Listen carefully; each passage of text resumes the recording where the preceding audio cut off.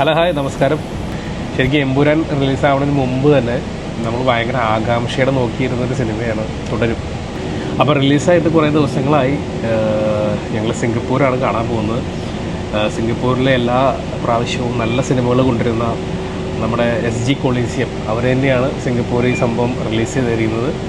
അപ്പോൾ സിംഗപ്പൂരിലത്തെ കാത്തേ സിനിപ്ലെക്സ് ക്ലെമൻറ്റി അവിടെയാണ് നമ്മൾ സിനിമ കാണാൻ വേണ്ടി പോകുന്നത്. കൂടുതൽ പറയുന്നില്ല, നമ്മൾ സിനിമ കണ്ടിട്ട് ഇനി ഇതിൻ്റെ ബാക്കിയത്തെ കാര്യങ്ങളും അത് ചെറിയൊരു റിവ്യൂ നമ്മൾ പറയുന്നതാണ്. അപ്പോൾ ഞാനുണ്ട്, എന്നത്തെ പോലെ തന്നെ രംഗീതുണ്ട് എൻ്റെ കൂടെ സിനിമ കാണാൻ വേണ്ടിയിട്ട്. ഞാനിപ്പോൾ ഇതുപോലെ എൻ്റെ താമസ സ്ഥലത്ത് നിന്ന് രംഗീതിൻ്റെ അടുത്തേക്ക് പോയിക്കൊണ്ടിരിക്കുകയാണ്. അവിടെ നിന്ന് നമ്മൾ സിനിമ കാണാൻ വേണ്ടി പോയിട്ട് സിനിമ കണ്ടതിന് ശേഷം നമ്മൾ സിനിമയുടെ ചെറിയൊരു അഭിപ്രായം പറയുന്നതാണ്. അപ്പോൾ ഓക്കെ, സിനിമ കണ്ടിട്ട് കാണാം.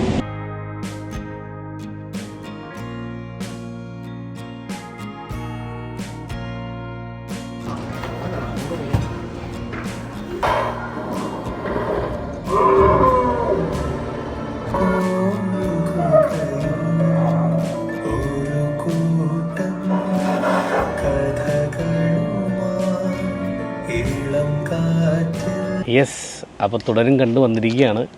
കുറച്ച് ലേറ്റ് നൈറ്റ് ഷോ ആയിരുന്നു, അപ്പോൾ അതുകൊണ്ട് നമുക്ക് കഴിഞ്ഞപ്പോൾ തന്നെ റിവ്യൂ എടുക്കാൻ പറ്റിയൊന്നുമില്ല.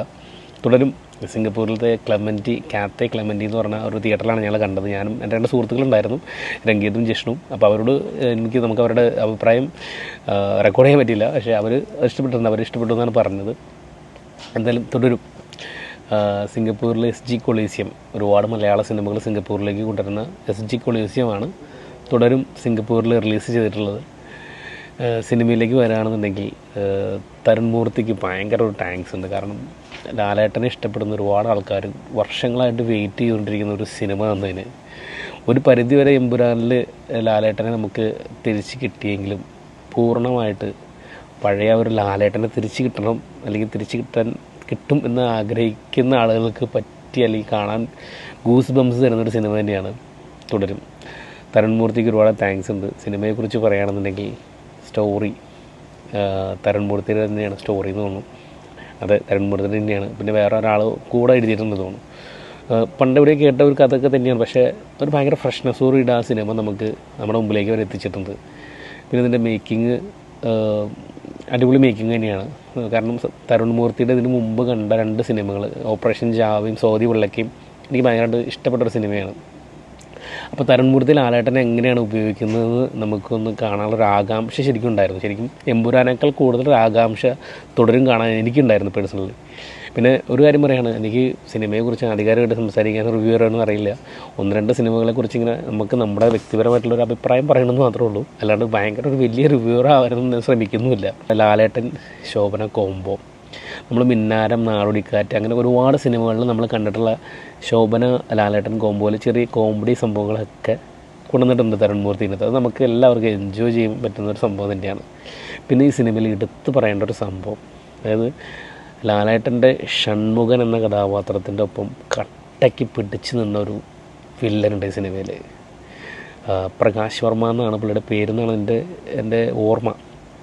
ജോർജ് സാറ് എന്നെ പെർഫോമൻസാണെന്ന് അറിയുമോ പുള്ളിയുടെ കിട്ടില്ല പെർഫോമൻസ്. കട്ട വില്ലനിസമാണ് സിനിമയിൽ. പുള്ളിയുടെ വില്ലനിസത്തിൽ ഒരു കുറവില്ല, കട്ട വില്ലനിസം.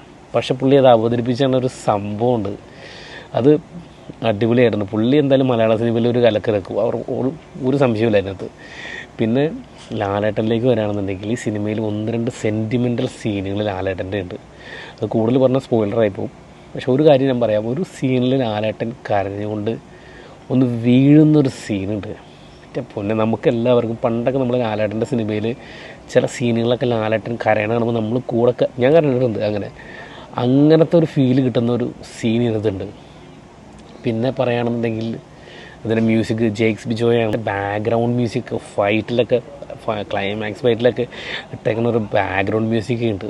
അതെല്ലാം കിടലിനാണ്. അഭിനയിച്ചിരുന്ന എല്ലാവരും നല്ല കിടലിനായിട്ട് അഭിനയിച്ചിട്ടുണ്ട്. അവരുടെ ഭാഗങ്ങളൊക്കെ ക്ലിയർ ആക്കിയിട്ടുണ്ട്. ബിനു പോപ്പു ആയാലും അതേപോലെ ഒരുപാട് കാസ്റ്റിംഗ് ഉണ്ട് സിനിമയിൽ. അപ്പോൾ അതുപോലെ തന്നെ ടെക്നിക്കൽ വൈസ് ആയാലും ക്യാമറ ആയാലും മ്യൂസിക് ആയാലും അതേപോലെ തന്നെ എല്ലാ സംഭവങ്ങളും അടിപൊളിയായിട്ടുണ്ട്. പിന്നെ നമുക്ക് കൂടുതലൊന്നും സിനിമയെക്കുറിച്ച് പറയാനൊന്നും നമുക്ക് ആധികാരികമായിട്ട് അറിയത്തില്ല. അപ്പോൾ ഒരു കാര്യം മാത്രം അറിയാം, ഈ സിനിമ തിയേറ്ററിൽ കാണേണ്ട ലാലേട്ടൻ്റെ ഒരു വിഷ്വൽ ട്രീറ്റ് തന്നെയാണ്. ലാലേട്ടൻ വിസ്മയം. അപ്പോൾ ഇനിയും തുടരട്ടെ. ഒരൊറ്റ കാര്യം മാത്രമേ ഉള്ളൂ തുടരിനെ കുറിച്ച് പറയാൻ വേണ്ടിയിട്ട്. നിങ്ങളുടെ കൂട്ടത്തിനോട് പോയി പറഞ്ഞേക്ക് ഒറ്റക്കൊമ്പൻ കാട് കയറിയിട്ടുണ്ടെന്ന്, അത്ര തന്നെ. അപ്പോൾ thank you Tarun Moorthy, thank you Lalettan, and thank you SG Coliseum for release Thudarum in Singapore.